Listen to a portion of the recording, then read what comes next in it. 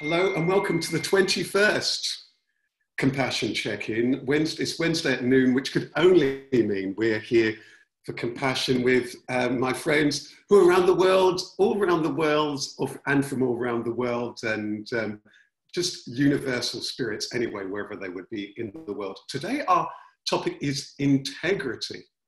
Integrity. And I'm just not going to, I think I liked it last time when people just introduced themselves when they kind of spoke, but let's just say only our name and wave. Actually, Aleksandra, do you want to give a wave? Hello, I'm Aleksandra. And next up on my picture is Dr. Martin Patrick. Hello there, it's Dr. Martin here.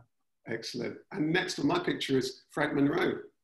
Hi everyone, Frank Munro, Ministry of Justice. And next is Iris Kay. Hello, I'm Iris. Hi there. And next door is Iris G. Hi, Iris. Not deja vu. Absolutely. Thank you very much for showing off your multilingual skills. And last but by no means least at the moment, having a nice spot of lunch is Danny. Hiya, I'm Danny. Fantastic, fantastic. So, where should we start? Integrity. Who had suggested? I think Mavel had suggested this topic. You know who I'm going to turn to first? Somebody I feel has got a lot of integrity. I think you all do, but the person who comes to my mind to kick us off on this topic is Frank Munro. Integrity, Frank. I get the feeling that you're somebody in any room who's really mindful about doing things with integrity. So what does this word mean to you? It's funny you should ask, because today it's not been a brilliant day in that respect for me. It's got me questioning myself. Just to give you guys a backdrop, Rash knows more about, Rash knows a lot more because we're on the same group. We were, when I say we, some of us working in the D&I space were gaslighted today by a magazine. Explain for people who don't know D&I and gaslight, diversity and inclusion, and we were literally, they tried to eviscerate, and they named people, they called out colleagues who have been on this forum before, criticising all of the work that we're doing in the space, trying to say that we're turning the civil service into a left-wing organisation. And it was really funny because when I was reading all of that, I was thinking, how ironic today our theme is integrity. And I have to ask myself, what level of integrity does the author of that, publication, that author actually have? And what values that, because our values clearly are not the same.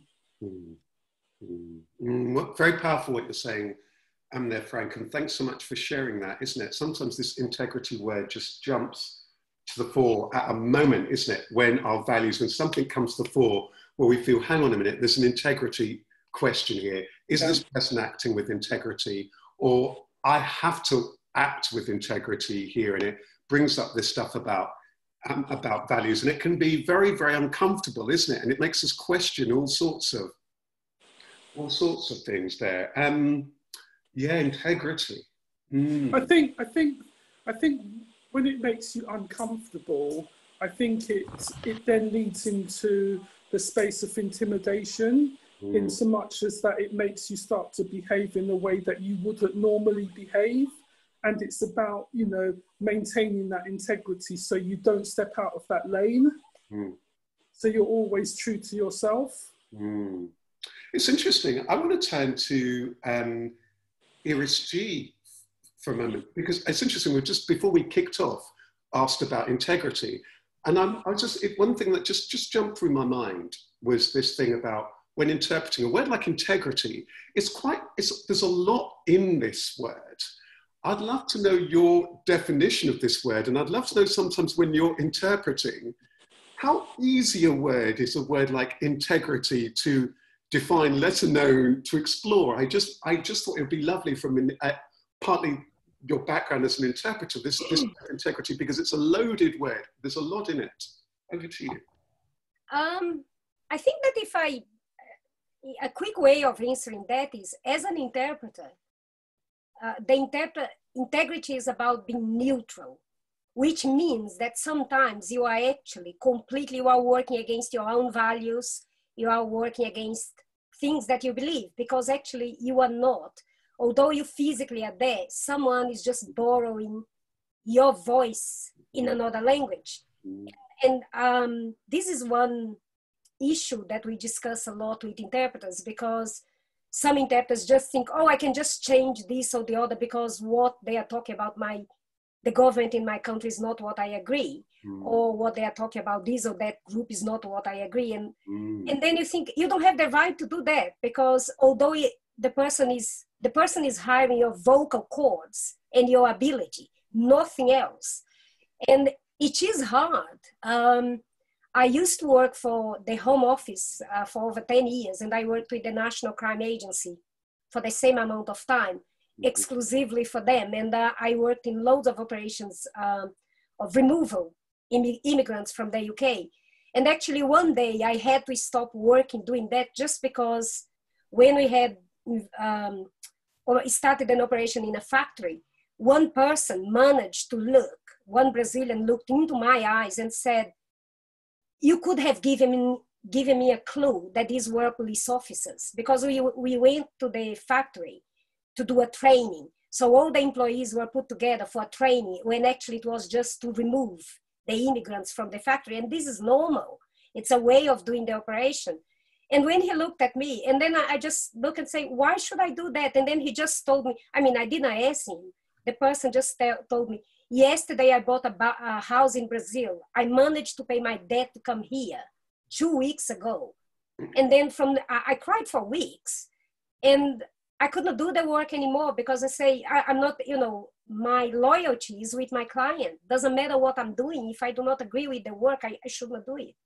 So in a professional life, I think that integrity is like Frank is saying, you just have to tie it up with what you are doing, and no matter what comes against you, you have to have very clear what is your path, what you can deal with that job in how it challenges your own integrity. On a personal life, I don't know. I think that integrity for me is very similar to everything that we talked before, is being true to oneself. And sometimes people don't like that, and it's very hard to maintain integrity when everybody thinks that you should go one way or another.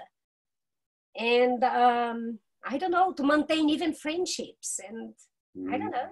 I find very hard. You know what you're saying here, Iris, is really interesting, because you added to what, Frank had kicked us off talking about a particular situation, and there was a jar with his own integrity. Then you talked about how, as an interpreter, it's really interesting, because in a way you've got to be neutral. There might well be things that in another room may not sit well with your integrity, but you've got to have the integrity to your actual profession, what you're there to do, to translate to the word, to the meaning, to the spirit, without fear or favor, as people would say. And then we all have our own personal integrity. And I guess you pointed to knowing in different scenarios when things will push too much in our own integrity. And thank you for that, because there will be times where we're sitting between two differing types of integrity. You made me realize, for me as a coach, if I'm coaching in an organization, I'm there to coach my client. I've got to deliver my client and help them on their journey. But the client, well, there's two clients, the person I'm coaching, but there may be a bigger client who's the organization. Dr. Martin, I might bring you in here soon, because there might be a similar thing here sometimes. But then there's the client, which is the company. So I've got to keep my integrity to both. What's the organization wanting to achieve? What's that human being wanting to achieve? And I've also got to keep an integrity to what it is to be a coach. So thank you so much for that, Iris, because you've highlighted for us, there are often these differing things going on. And welcome to those of you who've just joined us. Does anyone want to jump in? Dr. Martin, I'd mentioned you can play or pass. How about that for fun? You can play or you can pass, and you can pass to somebody specific, or you can play. Integrity. Okay, let me respond to what you've just said and what Iris has said. integrity is a vital part of doing business. You know, whether you are working for yourself, because you have a small company, bricks and mortars or online, whether you work for a small to medium enterprise or a corporation or an institution such as a university where I spent many, many years of my working life. And when I recall some of the meetings, the staff meetings about procedure and process around student well-being and care, around the profile of the institution and the way in which one has to generate positivity for a university in order to attract students to come and spend 3 to 4 years of their lives, integrity becomes a vital keyword which is used in meetings, but there's something that runs parallel underground when one is talking of integrity, and that is truth. Now, the two things that work together, in my mind, often create a tension, because I remember in a meeting where I said to the university staff, the dean was there and the pro-vice chancellor, and I said, I'm going to confront you with an F word, which I know you're going to find really difficult to cope with. And I could see from the looks on people's faces, like, you know, what is this F word going to be? Is it really going to be that? And I said, my F word for you is facts. You have great difficulty dealing with facts. The fact of diversity and inclusion is that you want to label and classify people according to the institution's mindset. But has it ever occurred to you to ask these people who you are classifying how they define themselves? When you consult with someone and say, you know, how would you define your life? How would you define your identity? And then you do that key thing that's so very important, listen to how they define themselves, and then you can begin to work from a position of strength. Knowing that the people that we do business with, the people that we engage with, or the people whose care and well-being is a vital part of the profile of this organization, understanding what their needs are and understanding what their identity means enables us to work with integrity. Because integrity that doesn't actually interlink with facts, in other words, who you are, what you want, what you do not want to be. The do not is always easier when dealing with integrity, because whilst some people cannot tell you exactly what they are, all of us know what we're not. I've always found that in terms of critical theory, a very important way of understanding culture. We can always tell you what we're not and what we don't like, even when it's very difficult to define what we are and what we want in our lives. So to me, integrity has to do with authenticity, it has to do with truth, and it's vitally engaged with facts, which is why what Iris said is so very important. When someone is saying, you could tell me this, or you could give me an insight or privileged information, an aside, those sidebars which people have. So if you are dealing honestly with all the stakeholders, and you actually understand that your authenticity and your identity are a vital part of your integrity, and that means I will know how to do business with you and how to respond to your needs. This always puts very good ground under my feet. And I found with staff that I've worked with, when they stop projecting their classifications onto people and start dealing with the specificity of someone's individuality, the entire process is changed. So consultation of someone's identity and listening to how people define themselves, I believe this is a vital way forward in understanding how to engage in integrity. Thank you so much. There's so much there. It makes us realize that there's so many different ingredients to be able to work with integrity.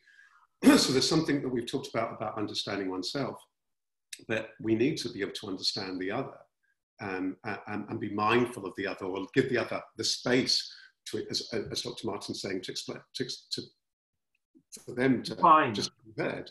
Danny, I'm mindful that you might have to leave us early, so I want to turn to you next with this thing around integrity, and it's fascinating. It's almost like each person's laying a different bit of the pavement here, or a different bit of the jigsaw. And I could see that, Lee, also you said that this topic is dear to your heart. Danny, anything you're wanting to say here about integrity and what integrity is to you?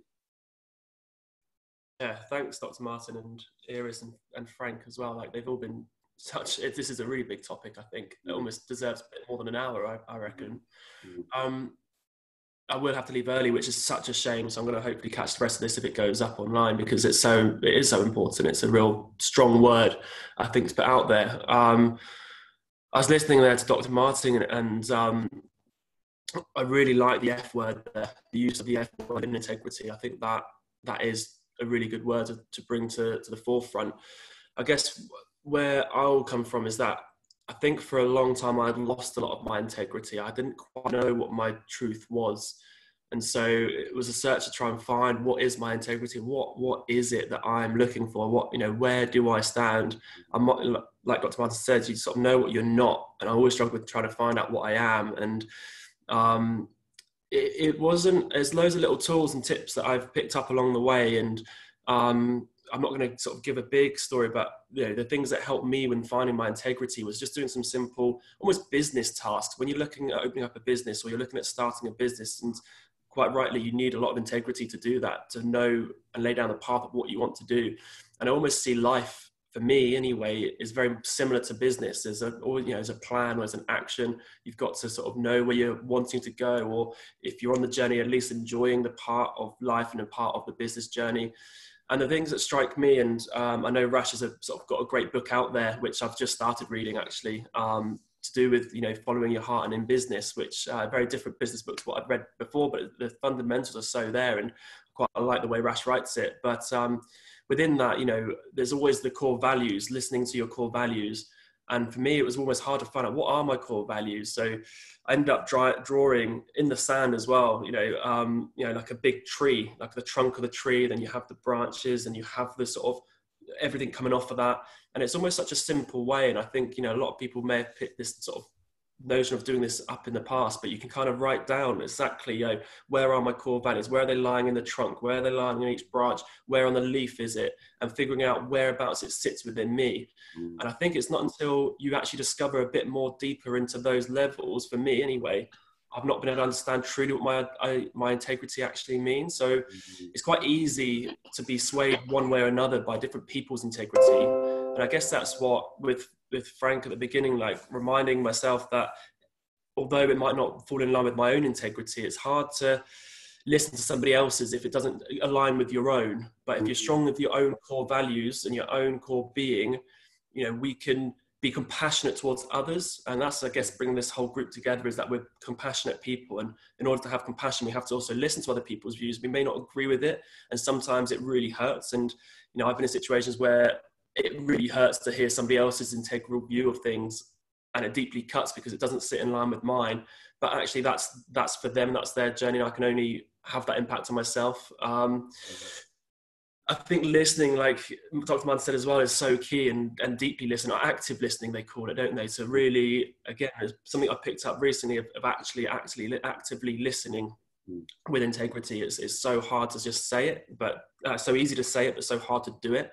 But once you do it, it means the world is a different place. It's an exciting place. And there's something Rash said as well at the beginning when I sort of first met him, and that was, it's because in my barbershop, in my field, I feel like I want to help a lot of people, but that's just my integrity, what I feel. But there's something that Rash always said at the beginning was like, who needs helping almost? I'm paraphrasing what he says, and you might be able to say it better, Rash, but there was that notion of like, oh yeah, I'm thinking these people need help, but do they? Sometimes people like to be within this zone of their own integrity and feeling a certain way or being a certain way. And I'm there trying to input and impart my views of what I think, but actually like that for me doesn't sit right anymore, because it's like, no, I don't need to help them. It's not for me to decide that, and it's for me to decide to listen to them and open up the door, but that's all I can really do right now. And that's all I've got to say, but unfortunately I will have to leave, so I want to hear everyone else's, but I'm very mindful that I've got a busy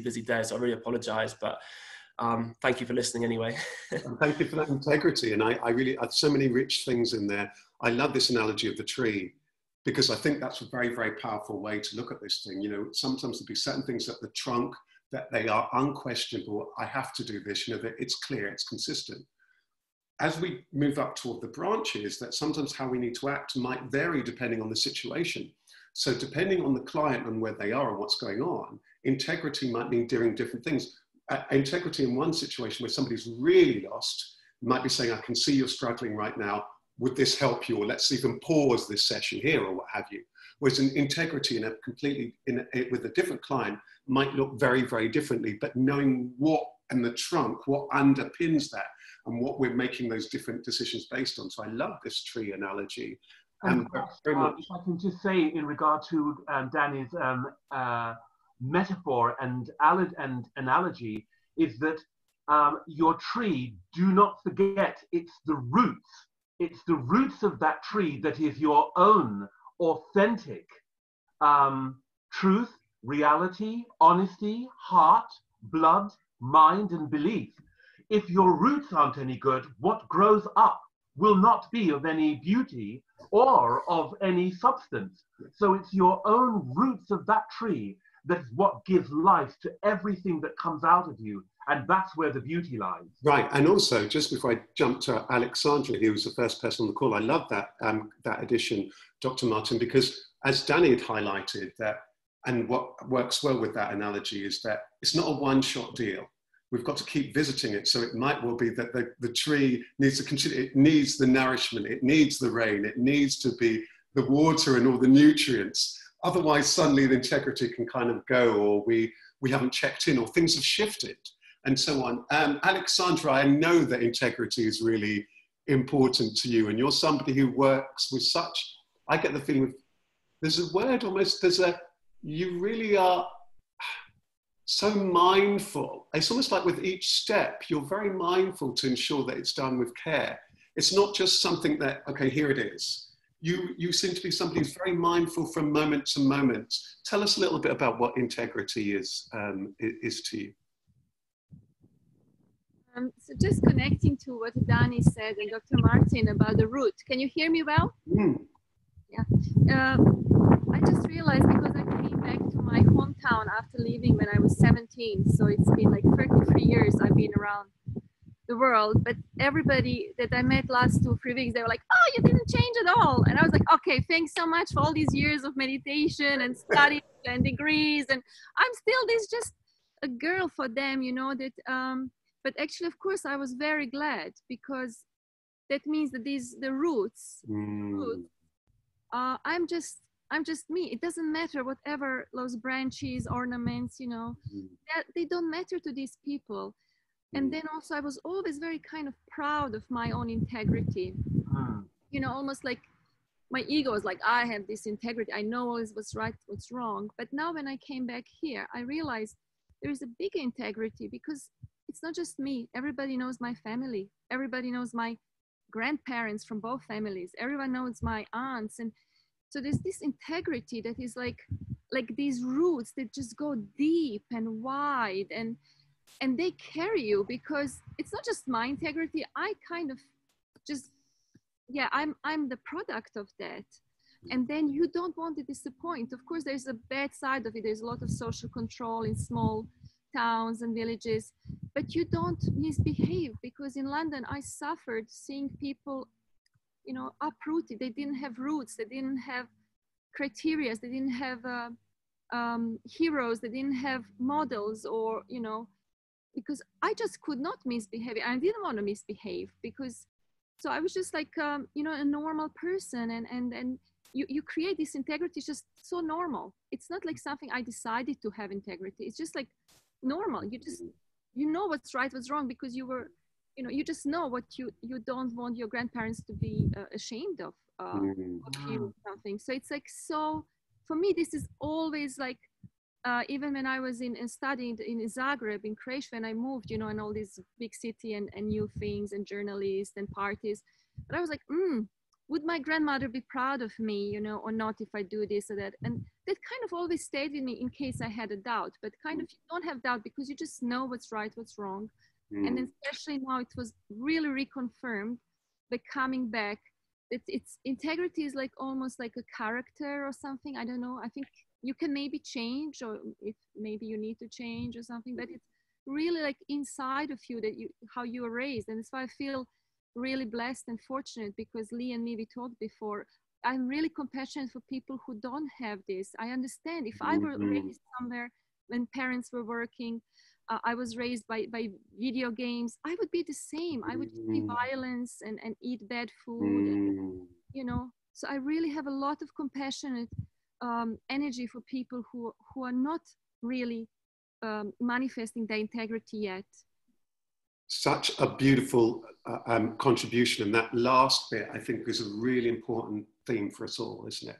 Because sometimes, I mean, you just demonstrated that thing about that Dr. Martin was talking about, the roots of integrity, and, you know, about your upbringing. But of course, but then you can see that if somebody's not had that being able for them to act with what we would call integrity is really difficult, and to have the compassion to be able to see that, I think that's a very high level of awareness. I was wondering also when you were speaking, and I'm mindful to bring in Iris Kay and Lee and Mia here, but I was mindful of something that Frank kicked us off with here, which is sometimes it's easier, isn't it? If it's something where I have domain on, you know, me and my business, how I go about business, or for me personally, and so on. But there'll be times when there's a number of different people in the room, and there's different power, different authorities in the room, and there can be a risk with us showing up with integrity. Sometimes even a physical risk to ourselves and our well-being, or an emotional risk to who we are. And then that becomes really tough, or to our livelihood. You know, well, if you're going out of step with the company policy or what have you, which makes it really challenging here. I'm wondering who to pass the baton on to. Iris Kay, I'm going to turn to you here about this thing about integrity, because again, I get this feeling that this is something that you've had to sit with a number of times and check in. And I know that you've worked in charities, fundraising, often in a quite high level often, and I'd imagine there must be all sorts of integrity issues there. So I'd love to hear your thoughts on this topic today. Yeah, I have to apologise about Henry, who's just walking himself up to contribute. Yeah, I was just reflecting when Aleksandra was talking about the roots and where it comes from, and I think I've actually always been quite different to my family. I'm not saying they're immoral or anything, but I think I just had a deeper sense of justice and standing up for people. And I think my awakening really was the 2 years that I worked in South Africa at the end of apartheid, and the things I saw, and then also traveling through Africa. So for me, it was a really interesting journey then when I came back to start working for World Vision. And so that's really interesting, because World Vision not only is a development organization, but it's also a Christian organization. Mm-hmm. So you have a number of different values and different levels of integrity going on. And then later on, I started to work for Oxfam, and then became a consultant and worked for a number of small organizations. And so the first thing I would say is, when you talk about brand and culture, I might have to take Henry out in a minute. To me, that was the most disturbing thing when you're asking people for money and they give in good faith. I found a lack of integrity in an organization really difficult. And I found, particularly when you're in a Christian environment, the way people are interacting and how leadership works out was something that I found that easily would jar with me. Yeah, because I cannot see that if within you're not living it, how you then can reach out and be authentic. You know, because I still think that there is a spiritual element in that. And there's also something about, so that's about culture, but then also about living the brand, you know. And I worked for, you know, when I was in one organization, we had a development organization, we had a Coca-Cola machine and a chocolate machine. And it was a very interesting thing that we had some programs people who said, how can you work in the developing world and have Nestle and Coca-Cola in your machine? That's wrong. And one thing I found really, really fascinating to me as a brand working for Oxfam, am I allowed to make advertising? By the way? I found actually Oxfam was the highest place in integrity I've experienced in terms of environment, how they're sourcing even pencils or what have you. It was just really incredible. And, you know, what was sold inside, you know, I remember when I first joined, I was really stressed and I really wanted a Mars bar. And the pressure was so big, I actually ate it secretly in the car park because I didn't want to admit that I just had a Mars bar, you know, because they were really living the brand. And it's a real shame that later on they had the scandal about abuse in the field. So it's really hard, particularly when you have a complex organization, to spin all the plates and get it right on all levels. So, yeah, so I think for me, working in the charity sector has to be an end-to-end integrity process, because you're asking people to give money. And I think particularly also when you work for a Christian organization and you ask people to pray about issues, has a completely different level of mindfulness to me. So there are all things that are very deep and serious questions for me. Wonderful. Yeah. Yeah, so much there, isn't it?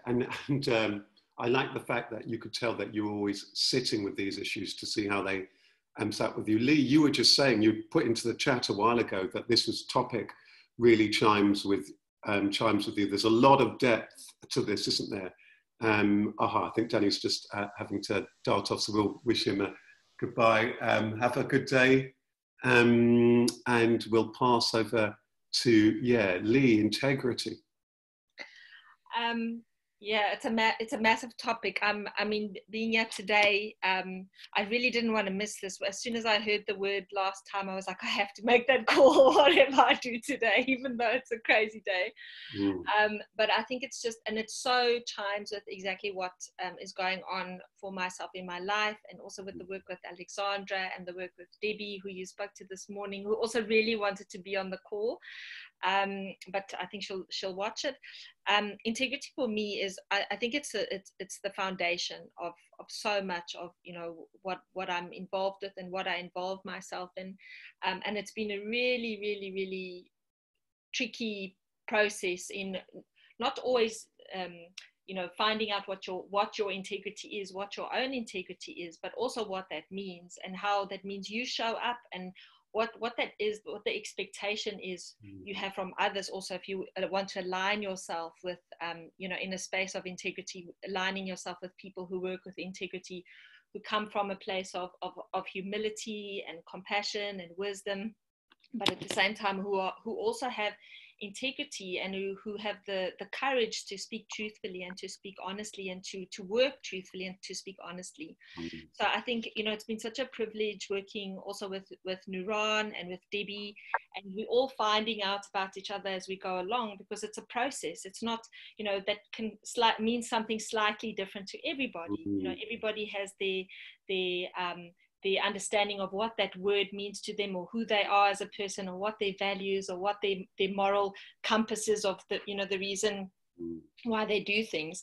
And I had a very good experience, you know, coming more from a spiritual background. It's been tested so many times, because you go into these organizations that on the veneer, you know, they show up with, you know, with a lot of compassion, and they're all holier than thou, and, you know, all of these kinds of things. So you have a lot of expectation, a lot of preconceived ideas about what they are or who they are.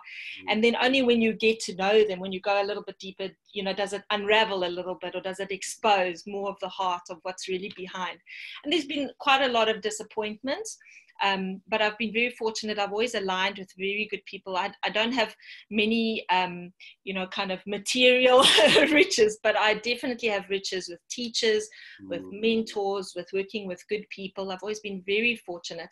And when I haven't had that, you know, if I've been in organizations or situations where I've worked for somebody or worked with somebody, and, you know, there's been some disappointment or some, you know, some issues, it's usually always turned out to be a very, very big learning, and a very a place of real insight, and really a massive learning curve, and, you know, so much wisdom still that can come out of even a seemingly bad situation. So there was for instance, the incident where I worked for Shell when I was in London. I was really kind of desperate to find a job. We'd had it was a long story before to get there. And it was quite challenging in London. It was the first time I really lived in the Western world, not in the Asian world, for many years. And I started working at this company, and I really didn't want to work for Shell. I mean, I protested against Shell, and, you know, I was more like an activist against Shell. But I was I needed to do that. So, and, you know, it was a good opportunity, and it was quite easy to do it, but I really struggled with it for a very long time. And I went into the company, and my boss at that stage had a little placard. He was an Indian guy, lovely guy, and he had a little placard that had a quote by Dalai Lama. And I was like, okay, that's interesting. You know, the last place in the world where I would think, okay, this, you know, there would be this kind of little sign or little affirmation. I thought, okay, I need to do this. I need to be realistic about what I'm doing. This is a very good opportunity for me also to learn on a personal level about this. I was doing research about oil spill prevention. So at least it was going towards towards supporting and helping and doing something necessary that's very vital in that company. But at the same time, you know, I struggled with it a lot. And he turned out to be the most amazing person, you know, this boss, and we had so much in common. And I recognized that it's just people. They're just normal, ordinary people doing jobs. They're not necessarily of that company. They don't necessarily hold those views or those values. They are just professionals doing their job. Not everybody, obviously, but many of the people there are just cogs in the wheel. You know, they also have families to support. They also have jobs to do. They also are developing their professional careers or whatever. Not all of them are coming just with this moral high, holier than thou moral compass, you know, to show up, you know, to do something meaningful in the world. So it was a very humbling situation, and a really great learning curve. And I still have very good friends in the organization, and I absolutely don't believe in what they stand for, but I could see the value and the humanity in ordinary people doing ordinary things, just being ordinary people, not having these evil intentions behind, you know, the individuals on an individual level. And also, you know, so many of the people from there actually came on some of the retreats that I organized, you know, quite by accident, nothing, you know, not with me telling anybody about anything, but just naturally we started having these conversations about spirituality or, you know, travel or all kinds of things. And they've actually turned out to be these amazing people that have gone on to help other people and gotten involved in all kinds of other projects. You know, so we never know where these kind of serendipitous connections are, you know, so never judging everything just on face value, and not always having this kind of, you know, holier than thou kind of, you know, self-aggrandizing attitude. Definitely sticking to your values, to who you are as a person, and that deep-rootedness that Dr. Martin was speaking about. Definitely, you know, not losing your personal integrity doesn't mean you change that, but being a little bit flexible and a little bit open-minded and a little bit open-hearted to see individuals as they are, and not being so judgmental with individuals. So, you know, definitely, I think what it also helps is really having clarity about who you are, what your boundaries are and what you stand for or what you reject. But you know, I'm definitely not I'm not going to be out there, you know, propagating anything of shell. But at the same time, you know, just seeing that inside an organization, not everybody is evil, that human beings are human beings, no matter who they are, no matter where they are, and to see to still treat each other with compassion. So I so love that contribution. And as you were 3/4 of the way through that, and you brought in that word humanity, I was just thinking before you used the word humanity, that actually there's this link, isn't there? Close link between humanity and integrity.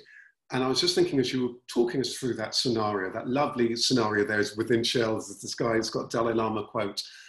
I was thinking very much of Nelson Mandela, because what Nelson Mandela embodied was this thing about how if you've got to be very mindful also about what is it ultimately I'm here to achieve.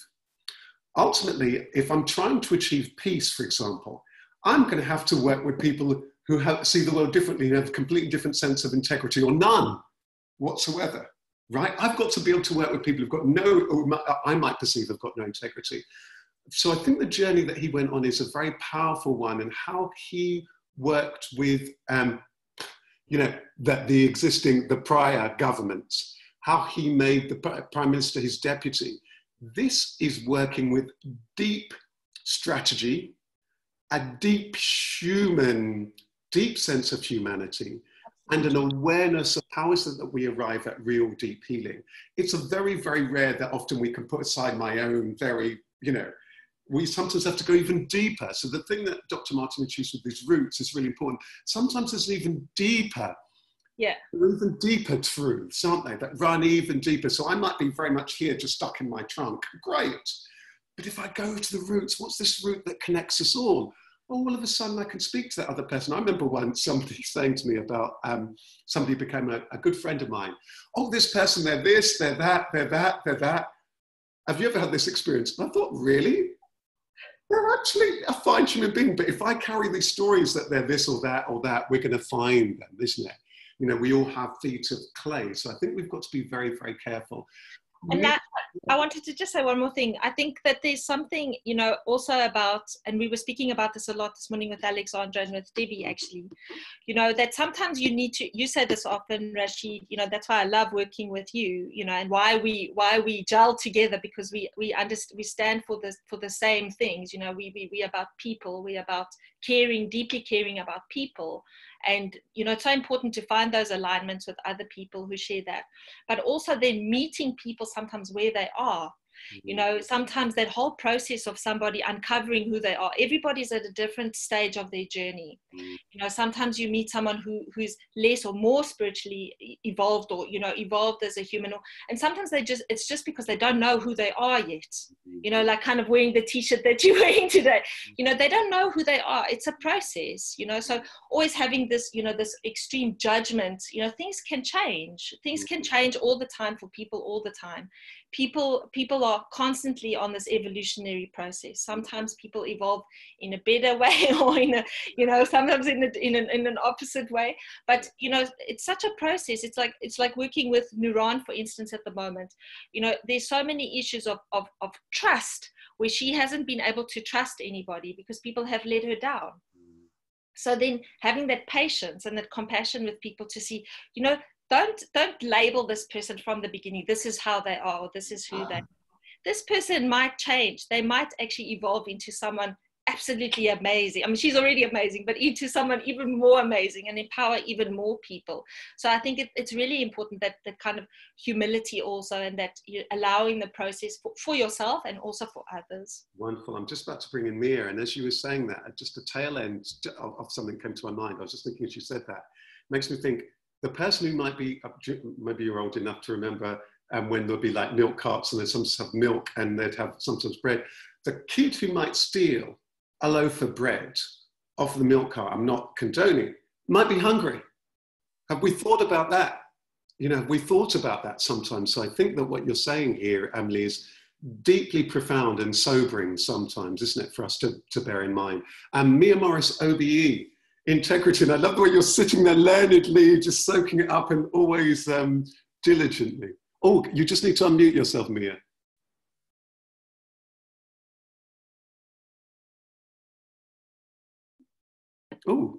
Oh, we can't hear you. I've tried to unmute you. Mia, you might have to try and, here you are, yeah.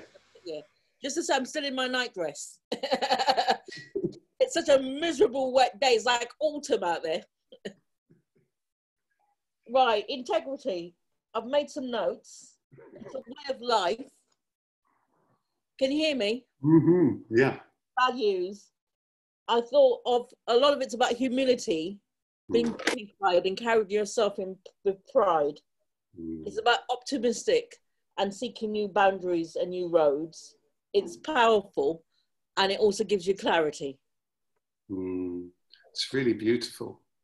I want to bring Frank back in, and I'm going to bring everyone back in briefly before we close at 1. And I think we'll all close at 1 because it's been so deep, actually, even though we could go on for a long time.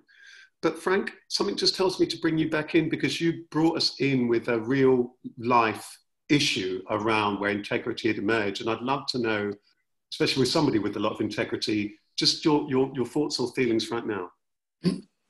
Funny, I was listening intently to Lee. I listened intently to all of you, but what Lee just said resonated with me, particularly when she was talking about how we as individuals, we evolve and become even better, examples of human beings.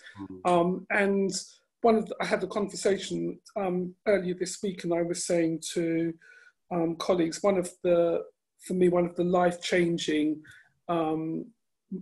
for me, one of my life-changing moments was that I no longer look at the what, but I'm looking at the why.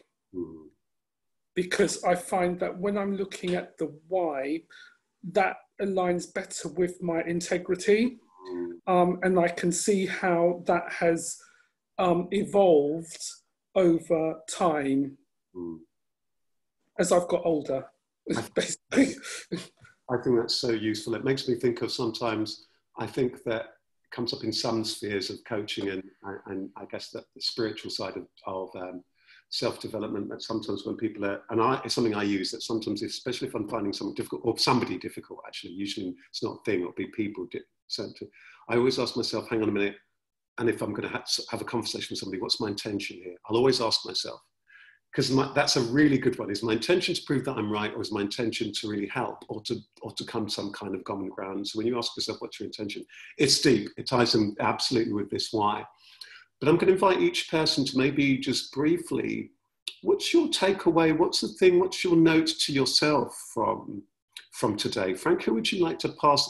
Do you want to say your note to yourself before you pass on the baton to each person who's going to have their closing? My note to myself is, in fact, the last words that Lee said.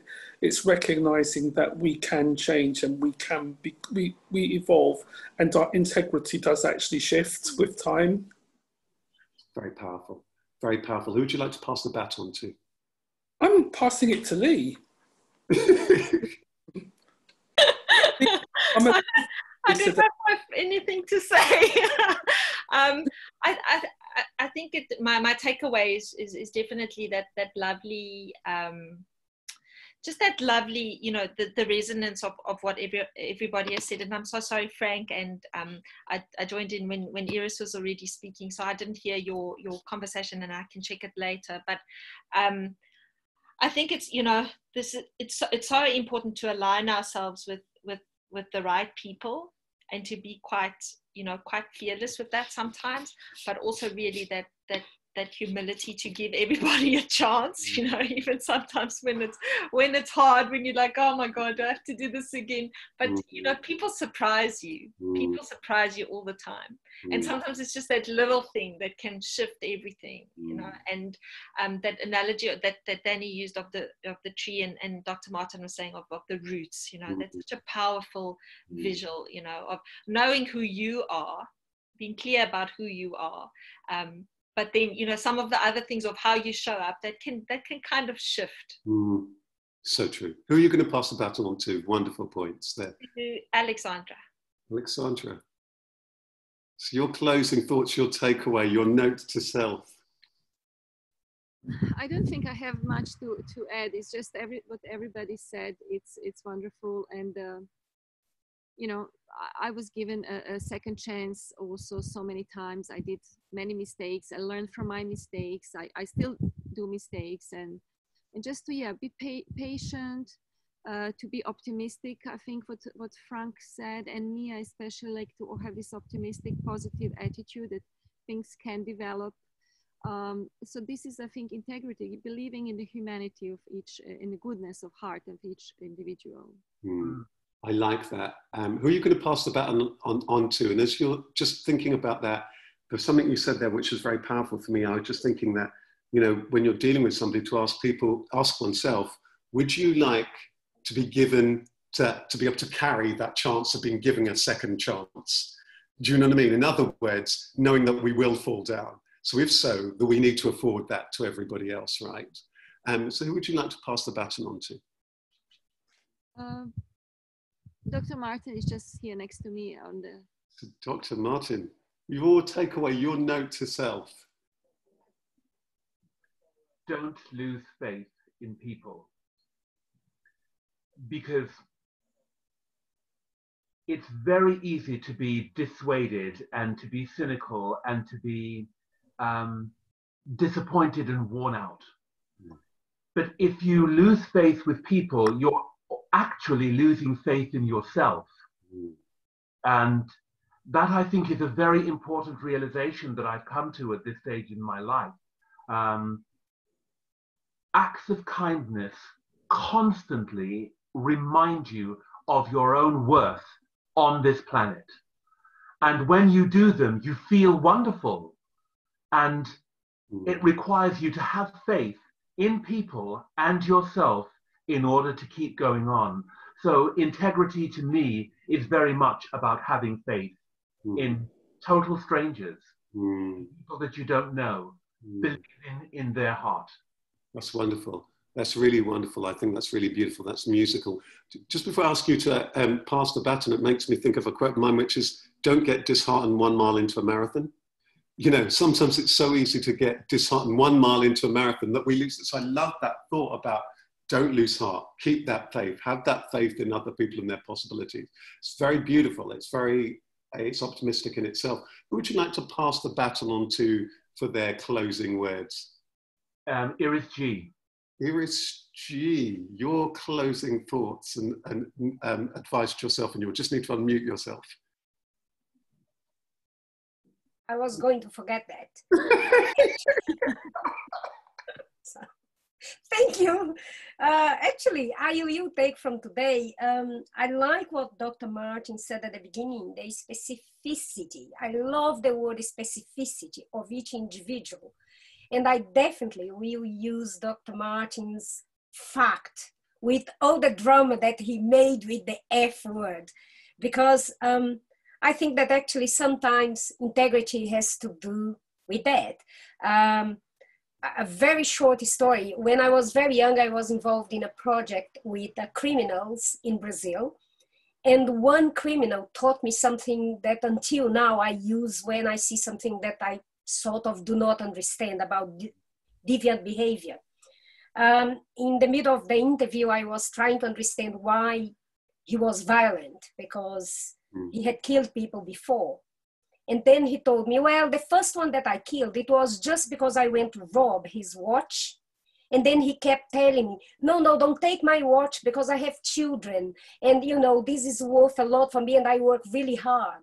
And then that guy looked in my eyes and said, who did this guy think that, what did he think that I was doing there? He is the rich one. I cannot feed my children. So I made this choice of robbing him. So he should just give me his watch and then I would have gone. But then he kept talking about his children. So I remembered my own children and I remembered what I was doing. And then he actually broke the fingers of the guy on the car.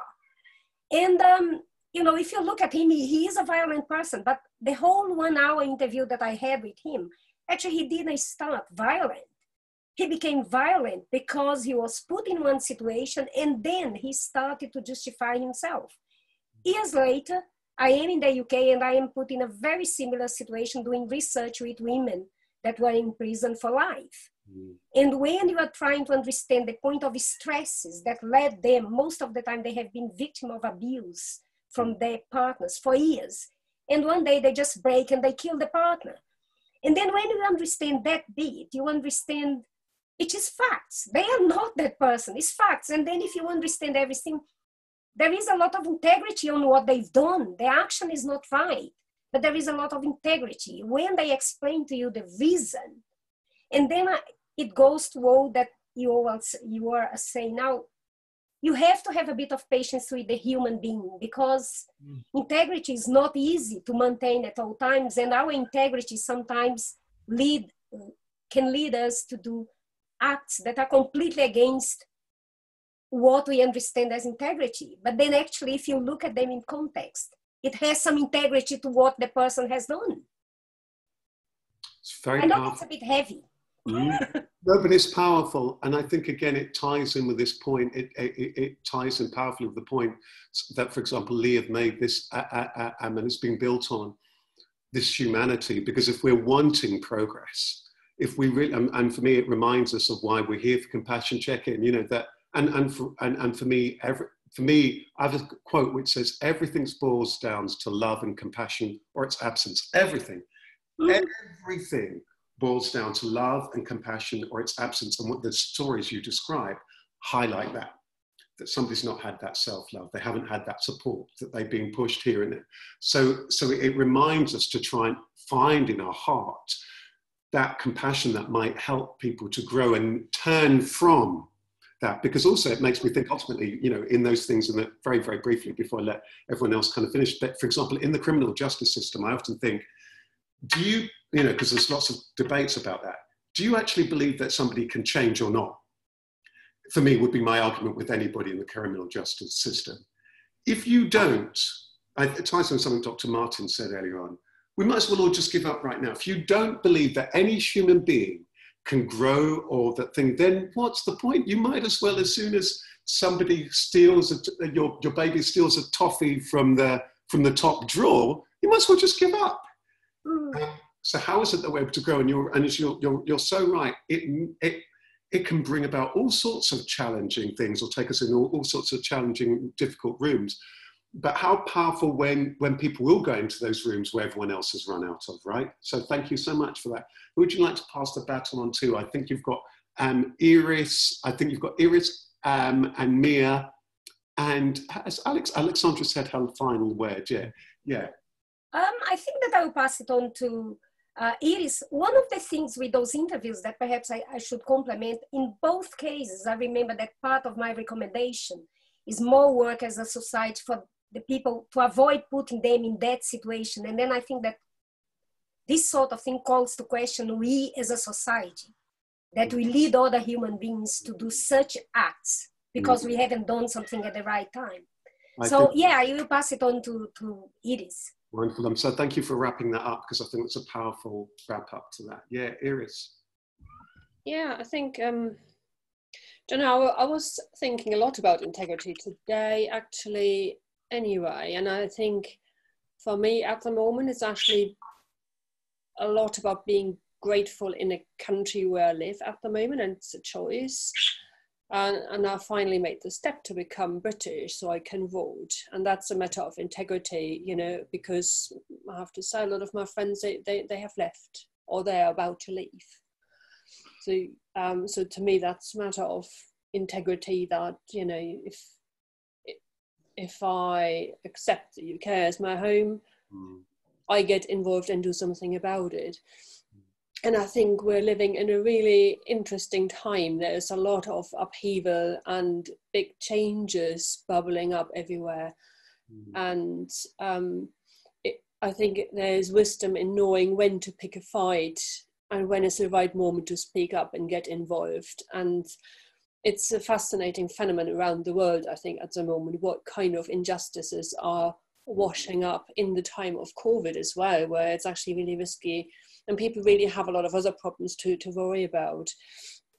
And, you know, and there are countries like, you know, it's really shocking what happens in Belarus at the moment, you know, and where people actually have to risk their life to speak up and getting tortured for standing in for the truth and wanting change. You know, and it's a question of, you know, even on a spiritual level, what can we do to support people like that, or at least, you know, hold them in some sort of prayer or so, because in comparison, we're relatively safe. And I think sometimes people forget, you know, you can complain about all sorts of things here, but there's still so much injustice in the world, and we're, as humanity, we're all suffering. We're all connected in that. Very powerful, yeah. Very powerful. Thank you so much for that. For me, there was a real powerful link just before we bring Mia to close between that point that you made and Iris G's comment before, because if, for example, I'm watching when people are living in awful circumstances or with all sorts of oppression, sometimes we just judge and act. It's a bit like, you know, people, it's a bit like, I don't know if you've ever watched the news on a day of, let's say, where there's been a protest against something, and people would talk about, let's say, a riot. And I, by the way, I'm not a big fan of violence in any particular kind of type. But let's say you've seen a news report on a day and there's been a protest, and people talk about, for example, there might be rioting or a bit of a disturbance. I don't know if you've ever had the experience when if you've actually been on that protest, and you see a report that sometimes is about that. And I think that the point I was just going to make is that before we judge an action, it's really important to see what's the action prior to that action that somebody's responding to before I make a complete judgment about that. Mia Morris, your closing words, your takeaway from today's very, very powerful session. Well, just to pay tribute to you for all these weeks of hanging on in there, because I know you're taking some time out, so I shall miss my Wednesday compassion check-in. Thank you. Yeah, I'll find a quote for you. Now is the time to understand more so that we may fear less. I'll type it up. I like that. I like that. Marie Curie. I like that. And I love her other quote, nothing's to be feared, only understood. And I think if we would perhaps not go about things with such fear, jump to fear, then maybe it'd be easier to work with integrity and less things that would kind of jar with us. I just want to thank you all very much. I am about to go on my own mini retreat. Lee and I would be running a retreat right now, about to start in Portugal, but of course, biggest thing that's not possible. So our next date is Wednesday, the 9th of September. Please make a note, feel free. Any requests for the topic for that next compassion? Yeah, oh. yeah, I've got one. Given how deep today's been, my suggestion is why we are. Why we are. Why are we? Why we are. And so in other words, we can interpret that how we like. Is that deliberate? Exactly. Why we are. I like that. Now, we did something along similar lines, but different. But so I like that. Why we are. I'm going to write that down right now. And I just want to thank you all very much, so much for your contributions and for today. I really do hope that, for me, I've been saying this, all of them, probably the last 8, but there's been something about today's, there's a lot of depth to today's run, right? There's a lot of, this is really, really worth listening to. I think if somebody's really at a place where they're at a crossroads or unsure about certain things or how to make a decision, I'd really recommend they have a listen to this and might find some stuff really interesting. Thank you all so much for all those wonderful and rich contributions. And I'll be putting this on my YouTube channel just in case you're wanting to pass it on to anyone or to listen back to it. Thank you all so much. Have a lovely afternoon. Enjoy the summer. Yeah. Let's hope it stops raining. Yes. See you in September. My favorite season in autumn and on the 9th. See you. Take good care. Bye, Bye everyone. Bye. Actually, if no one takes, well, if you have the time, could you stay for 5 minutes? Oh, of course. Thank you. Happy to. And see